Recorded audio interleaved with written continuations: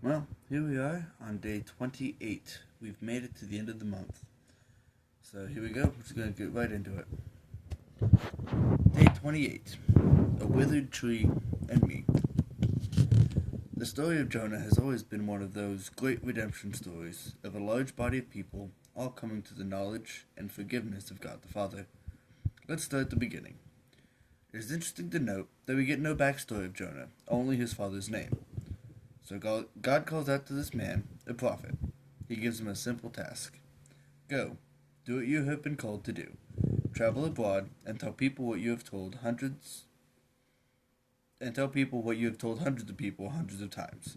That should be no problem. You do this all the time. Well, yes, the place I'm sending you is that place. The place is so full of wickedness and corruption that it has reached my ears. No, you're going the wrong way. What are you doing? I said Nineveh, not Tarshish. That is not what I wanted. In case you missed it, here's what happened. The book of Jonah starts with the voice of the Lord coming to Jonah, son of Amittai.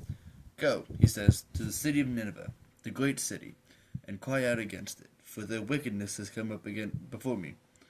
For some reason, Jonah decides he is having none of it and heads to Joppa to buy himself a ticket out of there. Tarshish or bust.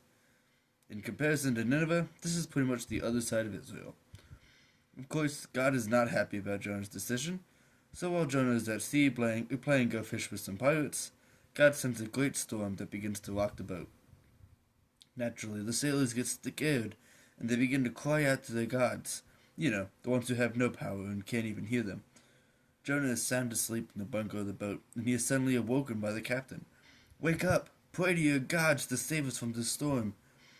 After an intense game of go fish, Jonah lost a hand, and they all realized that it was because of Jonah that they were in this mess.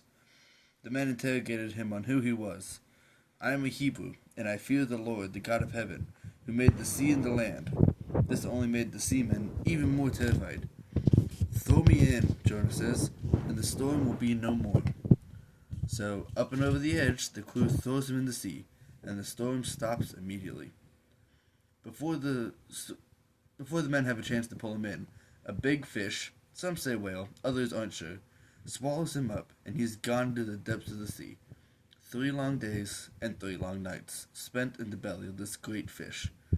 Naturally, this gives Jonah some pretty good prayer time. After a heartfelt apology, God commands the fish to upchuck Jonah on the dry land, conveniently right on the beach of Nineveh. So Jonah does the smart thing and goes into the city. He tells the people that if they do not repent and turn from their sins, God would destroy the city. The king declares a city-wide fast and all the people repent. Then Jonah leaves the city and perches himself on a ledge just outside the city. He wants to watch the action as God wipes Nineveh off the face of the earth. Where is the fire and brimstone? Where is my explosion? That's it. That's the whole story. We have no report of what happened to Jonah after he realized God wasn't destroying anything that day. Jonah is left on a cliff with his thoughts. God is gracious enough to provide shade for Jonah on this cliffside, but after a while of Jonah still waiting for doom and gloom on Nineveh, God sends a worm to eat the tree, with nothing left over but the withered branch of what was. Sometimes God will leave us on a cliff, with nothing but a withered tree in our thoughts. It is up to us to either sulk in what did not happen, or prepare for what is coming instead. I want to thank you for joining me on this month-long reading through my devotionals. I will pick this up at another time, but in the meantime, I'm going to continue working on my blogs, continue working on the next book, and I will check in as we go through. Thanks again.